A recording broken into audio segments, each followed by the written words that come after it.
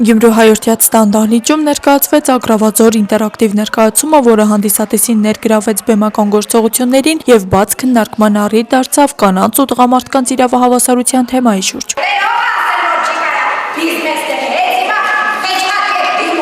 Ներկայացումը կյանքի է կոչվել Գյումրու երիտասարդական նախաձեռնությունների կենտրոնի, ՄԱԿ-ի բնակչության հիմնադրամի և փոփոխությունների թատրոնի համագործակցությամբ Եվրոպական միության աջակցությամբ։ Գյումրու երիտասարդական նախաձեռնությունների կենտրոնի խորհրդի նախագահ Արթուր Նաջարյանը նշում է, ներկայացումը հստակ ցույց է տալիս, թե ինչպես են կանայք հաճախ զրկվում իրենց ներուժը լիարժեք իրացնելու հնարավորությունից։ Հիմնական նպատակը ցույց տալ առհասարակ, թե ինչպես սեռով պայմանավորված կանայք թիրախավորվում են եւ շատ հաճախ զրկվում են արդեն առկա հնարավորություններից իրենց անձնական կյանքը կազմակերպելու, մասնագիտական իրենց կարողությունները զարգացնելու եւ համայնքին որպես կարողունակ մարդկային ռեսուրս ծառայելու համար։ Ցույց տալ կնոջ գենդերային կարծրատիպերը կնոջ վերաբերյալ ընդհանուր առմամբ, թե ինչպես են վերաբերվում կնոջը հասարակության, մասնագիտության ձեռքբերման հարցում, ռեալիզացվելու հարցում։ Երևակայական Ագրավաձոր գյուղում ծավալվող պատմության կենտրոնում Նազիկն է մի կին, ով ցանկանում է դուրս գալ սահմանափակումներից, կրթություն ստանալ եւ ինքնուրույն կյանք կառուցել, սակայն նրա ցանկություններին հակադրվում է ամուսինը Սեթոն, ով պնդում է պահպանել ավանդույթները։ Ընտանեկան այս հակասությունը հասնում է մինչև համայնքային մակարդակ, բացելով ավելի լայն սոցիալական խնդիրներ։ Ներկայացման ամբողջ ընթացքը հստակ ցույց էր տալիս նրա մասին, թե ինչպես կինը ցանկանում էր գնալ ավելի շատ իր երազանքի հետևից, մասնագիտանալ եւ գալ իր համայնքի համար ծառայել եւ իր ամուսինը խնդիրներ էր տեսնում ունենալով կարծրատիպեր, վախեր։ Ներկայացման առանձնահատկությունը դրա ինտերակտիվ բնույթն է։ Հանդիսատեսը հնարավորություն ուներ միջամտելու գործողություններին, առաջարկելու լուծումներ, նույնիսկ փոխարինելու դերասաններին, փորձելով տարբեր վարքագծային մոդելներ։ Բարոն Գյուղապետ, Նազիկը շատ ճիշտ տեղ է եկել, ինքը եկել է իր իրավունքների հետևից։ Տեսակ, որ ոնց էին պաշտպանում կանանց իրավունքները ու ոնց էին պաշտպանում տղամարդկանց իրավունքները, այսինքն հանդիսատեսը շատ պրոֆեսիոնալ էր, այսինքն բնակչությունը շատ պրոֆեսիոնալ ու խնդիրներ շատ իրատեսական են մոտենում։ Նման ձևաչափի ներկայացումները կազմակերպիչների խոսքով նպատակ ունեն ոչ միայն բարձրացնել իրազեկվածությունը, այլ նաև խթանել հասարակական քննարկումն ու փոխել կարծրատիպային մոտեցումները։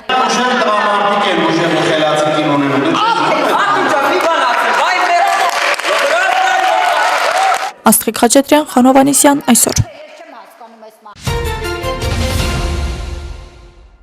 Ապրիլի 10-ին ժամը 11:51-ին ներքին գործերի նախարարության 112 օպերատիվ կառավարման կենտրոնը հազանգեստացվել, որ Շիրակի մարզի Աղին բնակավայրի մոտակայքում մեքենաները կողաշրջվել են, ներսում կան երեխաներ։ Դեպքի վայր է մեկնել ներքին գործերի նախարարության փրկարար ծառայության մարզային փրկարարական վարչության հրշեջ փրկարարական ջոկատից 1 մարտական հաշվարկ։ Պարզվել է, որ բախվել են BMW եւ Opel մակնիշների ավտոմեքենաները։ Տեղում մահացել է 5 քաղաքացի։ 3 երեխա տեղափոխվել է բժշկական կենտրոն։ Փրկարարները հոսանքազրկել են ավտոմեքենաները եւ դիերը մոտեցրել դի տեղափոխող ավտոմեքենային։ Ինչպես պարզվել է ավելի ուշ, Շիրակի մարզի Աղին բնակավայրի մոտ տեղի ունեցած ավտովթարի հետևանքով մահացել են 6 քաղաքացի, որոնցից 2-ը երեխաներ են։ Հանրապետական շտապ օգնության ծառայության միջոցով 5 երեխա հոսպիտալացվել էր, որոնցից 2-ի կյանքը ցավոք փրկել չէր հաջողվել։ Կազմակերպվում է տուժած 3 երեխայի տեղափոխումը Երևանյան բուժհաստատություն։ Մյուս տուժածների առողջական վիճակը գնահատվում է ծանր եւ ծայրահեղ ծանր։ Գտնվում են վերակենդանացման բաժանմունքում։ Այս մասին հայտնել են առողջապահության նախարարությունից։ Վարչապետ Նիկոլ Փաշինյանն ընդունել է Էստոնիայի արտաքին գործերի նախարար Մարգուս Ցահկնայի գլխավորած պատվիրակությանը։ Վարչապետը կարևորել է Հայաստան-Էստոնիա բազմավոլորտ համագործակցությունը եւ նշել, որ վերջին շրջանում երկկողմ հարաբերությունները կրում են ինտենսիվ բնույթ։ Նիկոլ Փաշինյանը նշել է, որ դրա վկայությունն են նաեւ երկկողմ բարձր մակարդակի փոխայցելությունները, որոնք նոր ազդակ են հաղորդում տարբեր ուղղություններով կապերի ընդլայնմանը։ Երկրի ղեկավարը կարևորել է Էստոնիայի դերը նաեւ Հայաստան Հայաստան-Եվրոպական միություն համագործակցության զարգացման, այդ թվում մեր երկրում ժողովրդավարական բարեփոխումների արդյունավետ իրականացման գործում։ Մարգուս Ցահակնան ընդգծել է Հայաստանի հետ համագործակցությունը խորացնելու հարցում Էստոնիայի շահագրգռվածությունը։ Վերջինս նշել է, որ Էստոնիան պատրաստ է շարունակելու օժանդակությունը Հայաստանի կառավարության բարեփոխումների օրակարգն առաջ մղելու նպատակով, նպաստել նաև Հայաստան-Եվրամիություն փոխգործակցության խթանմանը։ Էստոնիայի արտգործնախարարը կարևորել է Երևանում եվրոպական քաղաքական համայնքի գագաթնաժողովի անցկացումը, համոզմունք հայտնելով, որ այն կանցկացվի բարձր մակարդակով։ Նիկոլ Փաշինյանը եւ Մարգուս Ցահակնան մտքեր են փոխանակել տարածաշրջանային զարգացումների, ինչպես նաև Հայաստան-Եվրամիություն համագործակցության օրակարգի, վիզաների ազատականացման գործընթացի եւ այլ հարցերի շուրջ։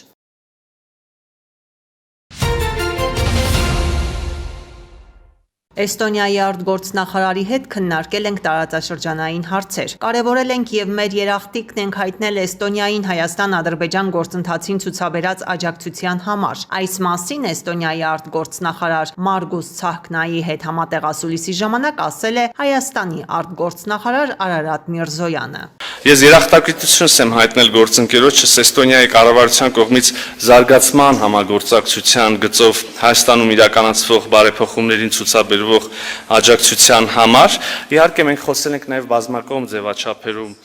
արձանագրված դրական համագործակցության մասին, կարևորել ենք դրա շարունակականության ապահովումը, մասնավորապես կուզեի նաև հիմա ընդգծել Հայաստան, Նորդիկ, Բալթյան 8 երկրների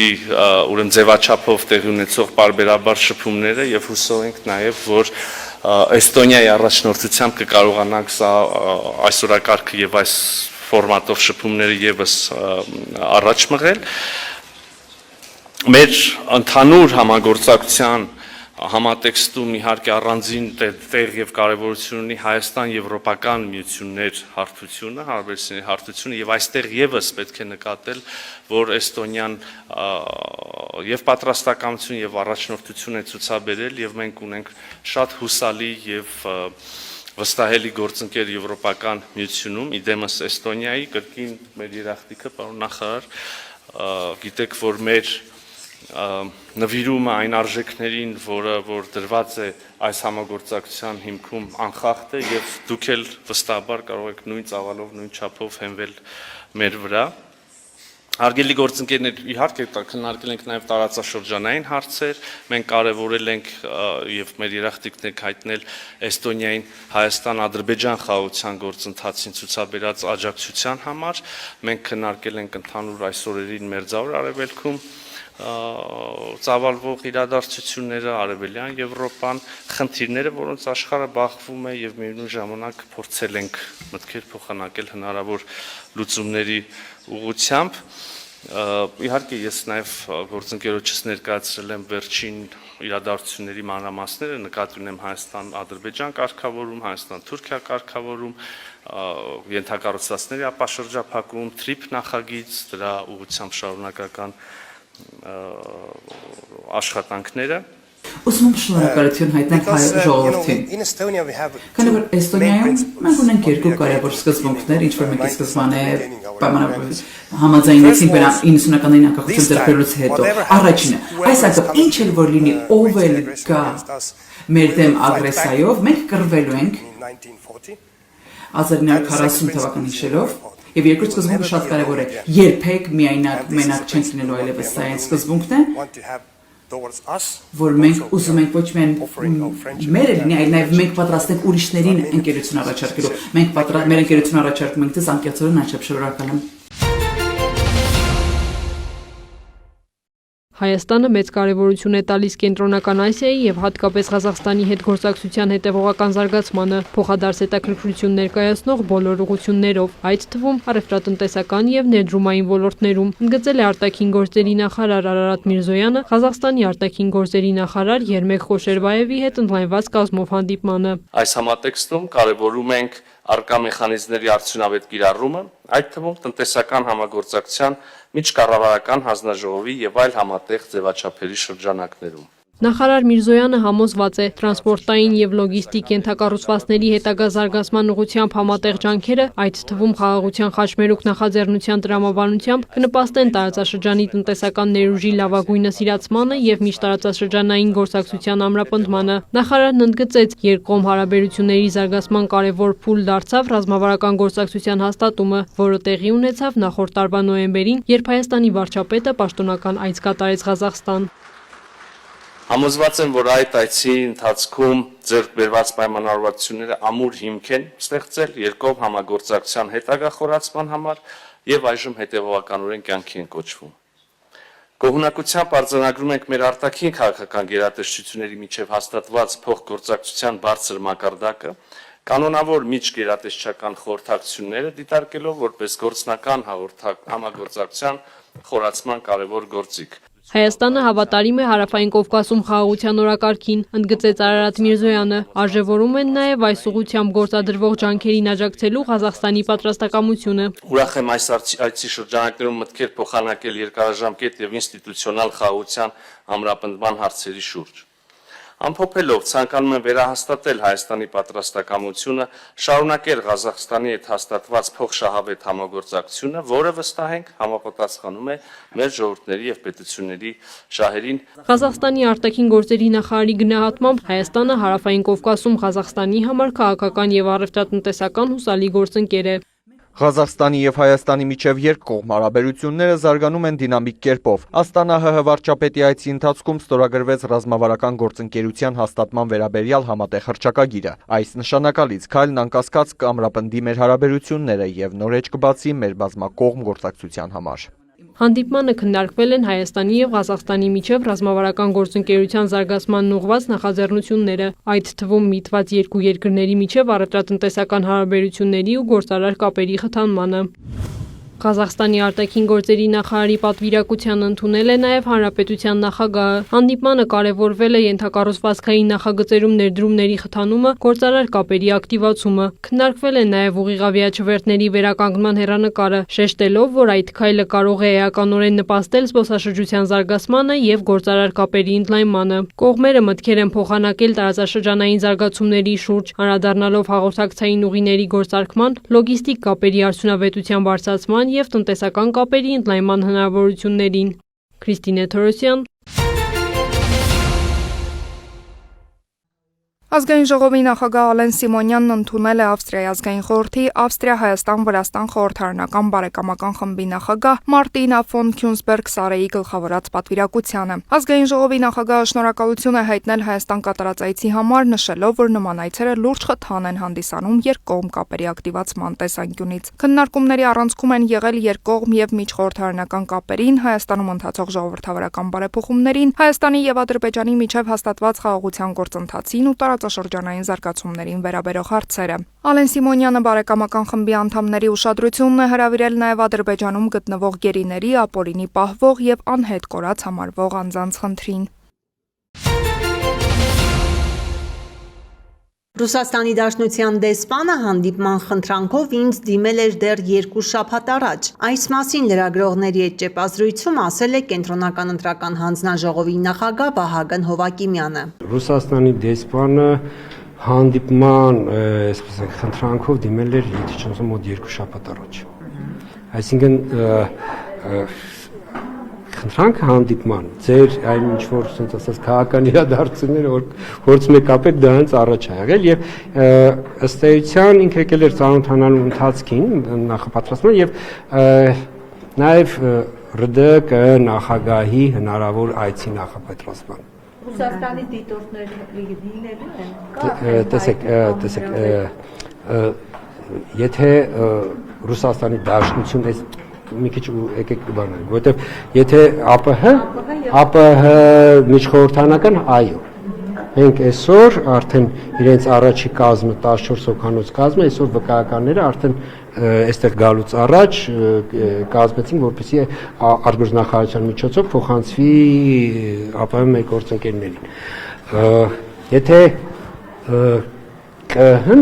Ռուսաստանի Դաշնության ԿՀ-ն արդեն մեր հրավերով են իրենք ժամանում։ Իրենք երկու խողովակ ունեն, այսպես ասենք, դիտարկելու ընտրությունները, դա մի խողովակը դա ԱՊ շրջանակներում է, ԱՊ գործընկերների հետ, մյուսը արդեն անհատական մեր հրավերով, եւ որովհետեւ մենք բոլոր մեր ընտրական մարմինների, մեր գործընկեր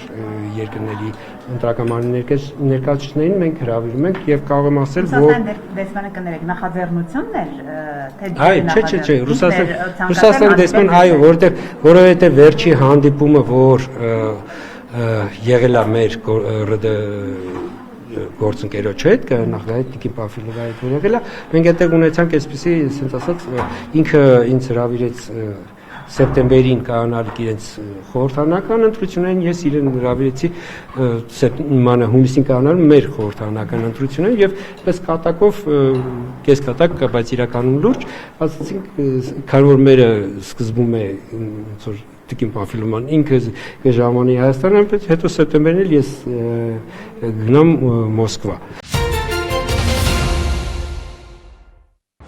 Ռուսաստանի նախագահը պաշտպանության նախարար Անդրեյ Բելոուսովին եւ գշպետ Վալերի Գերասիմովին հրահանգել է Սուրբ Զատկի տոների ընթացքում դադարեցնել ռազմական գործողությունները բոլոր ուղղություններով։ Ապրիլի 11-ին ժամը 16:00-ից մինչև ապրիլի 12-ի օրվա վերջ հայտարարվում է հրադադար, ասված է Կրեմլի հաղորդագրության մեջ։ Ուկրաինայի նախագահը հայտարարել է, որ հայելային կարձագանք են ռուսական կողմի բոլոր քայլերին, ինչպես հրադադարին, այնպես էլ դրա հնարավոր խախտումներին։ Կիևը բազմիցս հանդես է եկել նման առաջարկով, մարդկանց անհրաժեշտ է զատի առանց սպառնալիքների, հավելել է Վոլոդիմիր Զելենսկին։ Նրա խոսքով անհրաժեշտ է խաղաղության ուղղությամբ լուրջ առաջընթացի հասնել։ Զելենսկին նաև հայտարարել է, որ մինչև աշուն Ուկրաինային դժվար շրջան է սպասում, հնարավոր է ճնշման ուժեղացում ռազմաճակատում եւ դիվանագիտության դաշտում։ Նախագահը մտահոգություն է հայտնել, որ Վաշինգտոնը հնարավոր է ինչ-որ պահի դուրս գա բանակցային գործընթացից, եթե հասկանա, որ կարգավորման հասնել չի հաջողվում։ Իսրայելի վարչապետը հանձնարարել է ուղիղ բանակցություններ սկսել Լիբանանի հետ։ Ի պատասխան Բեյրութի ուղիղ բանակցություններ վարելու բազմաթիվ խնդրանքներին հանձնարարել եմ նախարարների կաբինետին հնարավորինս սեղմ ժամկետներում բանակցություններ սկսել Լիբանանի հետ։ Կենտրոնանալու ենք Հզբոլահի զինաթափման եւ Իսրայել-Լիբանան հարաբերությունների կարգավորման վրա։ Իսրայելը նաեւ ողջունում է Լիբանանի վարչապետի կոչը Բեյրութի ապառազմականացման վերաբերյալ, մանրամասնել է Բենյամին Նեթանյահուն։ Իսրայելական ԶԼՄ-ները գրում են, որ երկխոսությունն իրականացվելու է դիվանագետների մակարդակով։ Մինչ այդ Լիբանանում ռազմական գործողությունները շարունակվում են, թեև Իրանը նախազգուշացրել է, որ Լիբանանին Իսրայելի հարվածները կարող են խափանել Թեհրան-Վաշինգտոն բանակցությունները։ Նեթանյահուն հայտարարել է, որ հրադադարը չի տարածվում Լիբանանի վրա, ցահալը վճռական է ոչնչացնելու Հզբոլահին։ Իրանի արտգործնախարարը կոչ է արել ԱՄՆ-ին թույլ չտալ Իսրայելին վերացնել դիվանագիտությունը։ Դա հիմարություն կլինի, այնուհանդերձ Թեհրանը պատրաստ է ցանկացած սցենարի, շեշտել է Աբբաս Արաղչին։ Նրա խոսքով ռազմական գործողությունների շարունակումը կարող է լրջորեն ազդել ԱՄՆ տնտեսության վրա։ Նոր գերագույն առաջնորդ Մոջթաբա Խամենեիի անունից տարածված հայտարարության մեջ էլ նշվում է, որ Իսլամական Հանրապետությունը հաղթել է ԱՄՆ-ի եւ Իսրայելի դեմ պայքարում։ Խամենեին հավատացրել է, որ Թեհրանը չի ցանկանում պատերազմել, բայց նաեւ չի հրաժարվի իր օրինական իրավունքներից։ Նա հորդորել է տարածաշրջանի երկրներին ճիշտ կողմն ընտրել եւ չտրվել թշնամիների խոստումներին։ Հոգեվոր առաջնորդը նաեւ նախազգուշացրել է, որ նոր մակարդակի են հասցնելու Հորմուզի նեղուցի կառավարումը։ Դոնալդ Թրամփը բողոքել է, որ Իրանը դեռևս արգելափակում է Հորմուզի նեղուցով նավերի անցումը։ ԱՄՆ նախագահի խոսքով դա ավելի վաղ ձեռք բերված հրադադարի ռեժիմի խախտում է։ Սպիտակ տան ղեկավարը նաեւ հորդորել է Թեհրանին հրաժարվել նեղուցով անցման համար վճար սահմանելու գաղափարից։ Թրամփը կրկնել է, հաղթել են Իրանին եւ ստիպել Թեհրանին հրաժարվել միջուկային զենք ձեռք բերելու ծրագրերից։ Հայտարարված հրադադարի ֆոնին Պենտագոնից հայտնել են, որ Իրանի դեմ գործողության ընթացքում վիրավորվել է ամերիկացի ավելի քան 380 զինծառայող, զոհվել է 13 զինվորական։ Երկար լռությունից հետո Բերլինը վերսկսում է Թեհրանի հետ բանակցությունները, ԱՄՆ-ի եւ եվրոպացի գործընկերների հետ համակարգմամբ հայտարարել է Գերմանիայի կանցլերը։ Մեր նպատակն է նպաստել Վաշինգտոն-Թեհրան առաջիկա բանակցություններին, դրանց հաջող ելքը կարևոր է ոչ միայն տարածաշրջանի, այլև համաշխարհային տնտեսության համար, շեշտել է Մերցը։ Կանցլերը նաեւ դատապարտել է Լիբանանի դեմ Իսրայելի գործողությունները, մտահոգություն հայտնելով, որ դա կարող է խոչընդոտել դիվանագիտական ջանքերը։ Մերցը հավելել է, որ Բերլինը պատրաստ կլինի միջազգային մանդատի շրջանակում ապահովել Հորմուզի նեղուցի անվտանգությունը։ Նաև նրա խոսքով Բերլինը չի ցանկանում, որ ՆԱՏՕ-ն պառակտվի։ Հյուսիսատլանտյան դաշինքի գլխավոր քարտուղարն էլ Թրամփի հետ հանդիպումից հետո հայտարարել է, որ ՆԱՏՕ-ն այժմ լուրջ փոփոխությունների միջով է անցնում։ Մարկ Ռյուտեի խոսքով Եվրոպան ավելի ու ավելի շատ է պատասխանատվություն ստանձնում սեփական անվտանգության համար, փորձելով թույլատրել ԱՄՆ-ից կախվածությունը։ Դիանա Գասպարյան,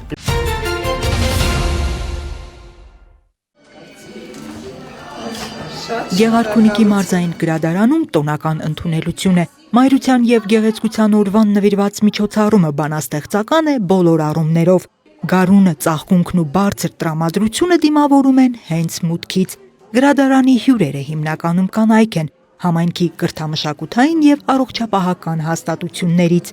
Միջոցառման նախաձեռնությունը Գրողների միության Գեղարքունիքի մարզային բաժանմունքի ղեկավար Տիգրան Նիկողոսյանինն է եւ անցկացվում է Գավառի համայնքապետարանի ու Գեղարքունիքի մարզային գրադարանի գործակցությամբ։ Իսկ բանաստեղծական շունչը բերել են Հայաստանի Գրողների միության Սուրեն Քոչարյանի անվան պոեզիայի թատրոնի դերասաններ Սամվել Բաղինյանը եւ Արամ Կոստանյանը, ժամանակակից բանաստեղծներ, Գավառի պատվավոր քաղաքացիներ Լևոն Բլբուլյանը եւ Տիգրան Նիկողոսյանը։ Նրանք մշտապես մասնակցում են հայրենի քաղաքում կազմակերպվող գրական մշակութային միջոցառումներին,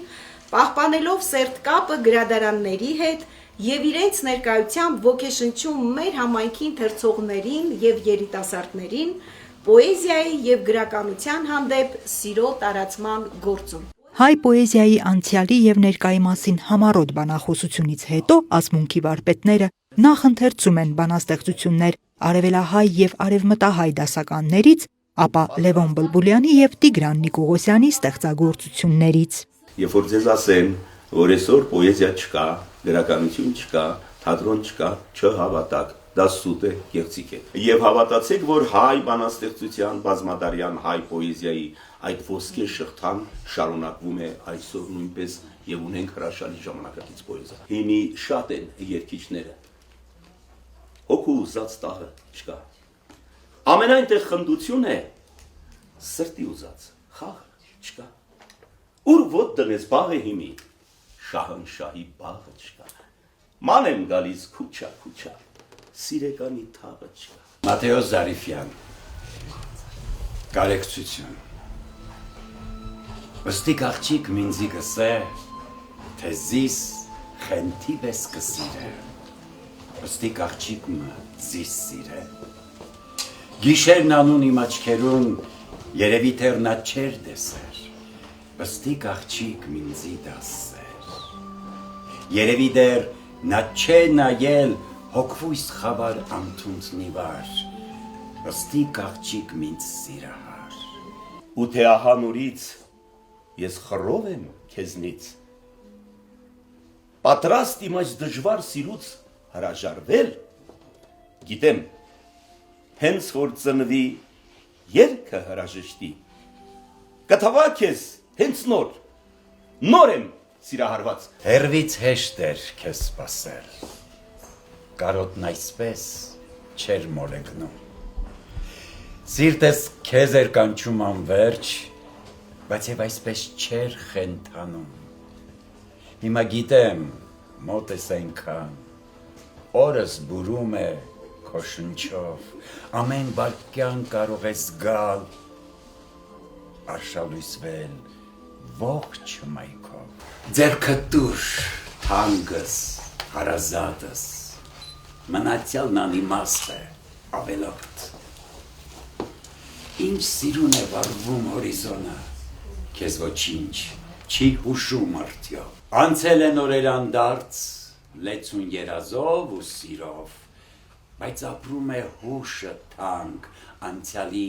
կարոտներ շախտալով։ Ջերմակ ու վարդագույն հագել, նարոտ է կապել դաշտերին, նեկտարը մեղվին թողել, թերթիկները քամու թևերին։ Մեղուն նեկտարը կտանի, թերթիկները կապրեն գրքերում,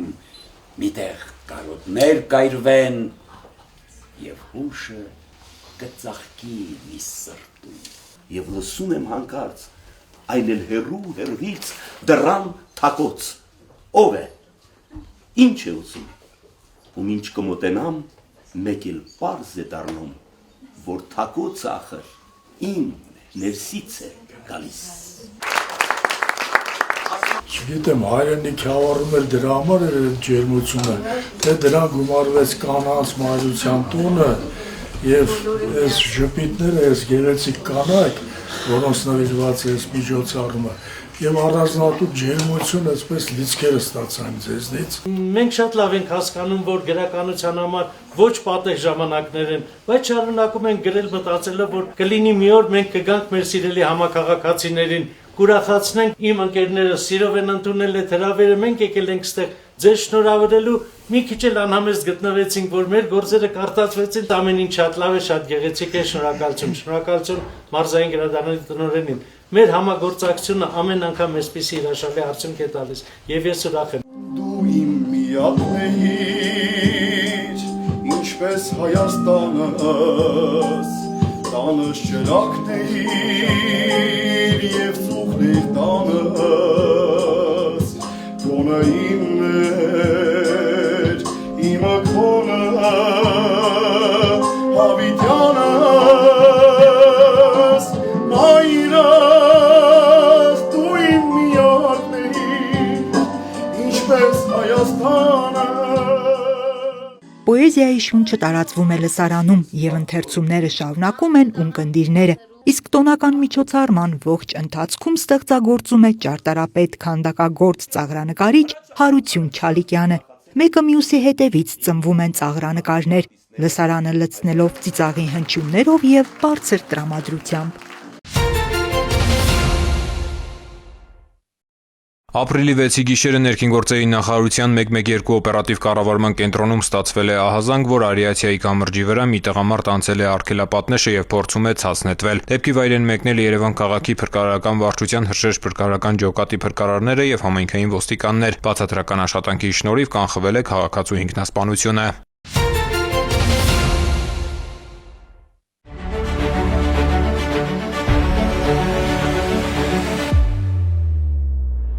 Խցանումները բոլոր խոշոր քաղաքների համար լոկալ ճգնաժամեր են, որոնք խաթարում են քաղաքային կյանքի ռիթմը։ Երևանում ի թիվս այլ գործոնների դրանց առաջացման հիմնական պատճառներից են տրանսպորտային միջոցների շարունակական աճն ու երթևեկության կանոնների ոչ պատշաճ պահպանումը։ Առաջին հերթին պետք է տարանջատել իրական խցանումները մեծ հոսքերով պայմանավորված ինտենսիվ երթևեկությունից, որպես խցանում անհրաժեշտ է դիտարկել այն դեպքերը, երբ ճանապարհների հատվող մասը, օրինակ խաչմերուկը, ամբողջությամբ փակվում է եւ որևէ կողմից այլևս հնարավոր չի լինում իրականացնել երթևեկություն։ Իսկ այն դեպքերում, երբ երթևեկությունը չի ընդհատվում, այլ պարզապես դանդաղում է պայմանավորված տվյալ ժամի կամ այլ հանգամանքներով հոսքերի մեծացմամբ, իրավիճակը պետք է գնահատել որպես ինտենսիվ երթևեկություն։ Պետք է տարանջատել երկու մասի խցանումները։ Առաջին հերթին խցանումները, որոնք առաջանում են որոշակի իրավիճակներով պայմանավորված, օրինակ ճանապարհատրանսպորտային պատահարներ կամ ճանապարհային շինարարական աշխատանքներ, եւ երկրորդ այն իրավիճակները, երբ խցանումներն առաջանում են վարորդների գործողությունների հետևանքով։ Բարեկային ծառայության պետի տեղակալ Արման Չիլինգարյանի խոսքով վարորդները հաճախ չեն պահպանում ճանապարհային երթևեկության կանոնները, երբեմն նույնիսկ կանաչ ազդանշանի դեպքում մուտք են գործում ծանրաբեռնված խաչմերուկ, ինչի հետևանքով չեն հասցնում ժամանակին ազատել ճանապարհը եւ առաջացնում են խցանում։ Հոսքերի դանդաղեցմանը նպաստում են նաեւ վերադասավորումները, երբ վարորդները մեկ գոտուց մյուսին անցնելիս ստիպված շղթայական արգելակում են, ինչն էլ հանգեցնում է երթևեկության հապաղման եւ խցանումների։ Առաջին հերթին մեր կողմից միջոցներ են ձեռնարկվում ոչ ստանդարտ իրավիճակներով պայմանավորված խցանումները կամ հապաղումները կանխարգելելու ուղղությամբ։ Ուսումնասիրվում են ճանապարհատրանսպորտային պատահարների տեղի ունենալու հանգամանքները, մասնավորապես նույն տեղում, նույն պատճառով առաջացող պատահարներն են դուրս բերվում եւ այդ ուղղությամբ ձեռնարկվում են միջոցներ թույլ չտալու համար հենց տվյալ վայրում կամ նույն պատճառով ճանապարհատրանսպորտային պատահարների առաջանալը։ Արման Չիլինգարյանն ընդգծում է, որ մայրաքաղաքի մի շարք հատվածներում տեղադրվել են կանգնակներ։ Միաժամանակ քաղաքապետարանի հետ պայմանավորվածություններ են ձեռք բերվում, որպեսզի ճանապարհաշինարարական աշխատանքներ կատարվեն հիմնականում գիշերային ժամերին կամ այն օրերին, երբ երթևեկությունը ծանրաբեռնված չէ։ Մեր կողմից ուսումնասիրվում է լուսացուցի խախտումը, որն առաջացնում է խցանումներ, լուսացուցի թույլատրող ազդանշանով խաչմերուկ մուտք գործող վարորդների նկատմամբ պատասխանատվություն կիրառելու հնարավորության հարցը։ Ուսումնասիրում ենք նաև այն հնարավորությունը, որ ինտենսիվ երթևեկության պայմաններում աճ ու ձախ անհարկի վերադասավորումներ իրականացնող վարորդների մասով պատասխանատվություն կիրառելու հնարավորության եւ նաև այդ ազատ գոտին չարաշահող եւ հարևան գոտիները վերադասավորվելու ժամանակ այլ տրանսպորտային միջոցներին հարկադրելու հետ կապված պատասխանատվության միջոցներ նախատեսելու օրենսդրական նախաձեռնությամբ հանդես գալու հնարավորության հարցը։ Խցանումների կանխման առաջնային շահառուն հենց վարորդն է եւ ի վերջո նրա գիտակցված ու պատասխանատու վարքագծից է կախված, թե որքանով կիրառելի կդառնան պատասխանատվության միջոցները։ Ներքին գործերի նախարարության ոստիկանության նպատակը ոչ թե վարչական միջոցների կիրառումն է, այլ երթևեկության անվտանգությանն ուղղված վարքագծի փոփոխության խթանումն ու քաղաքի ազատ ու անխափան շարժի ապահովումը։ Օրերս համացանցում տարածված տեսանյութում երևում էր, թե ինչպես է Լադայի վարորդը հյուսիս-հարավ ճանապարհին մեքենան վարել հանդիպակաց երթևեկությամբ, ստեղծելով իրական վտանգ իր եւ երթևեկության մյուս մասնակիցների կյանքի ու առողջության համար։ Արարատի մարզի պարեկների ձեռնարկած միջոցառումների արդյունքում մեքենան հայտնաբերվել է։ Վարորդի նկատմամբ կազմվել է վարչական իրավախախտման վերաբերյալ արձանագրություն։ Ներքին գործերի նախարարության ոստիկանությունը կրկին հորդորում է խստագույնս պահպանել ճանապարհային երթևեկության կանոնները։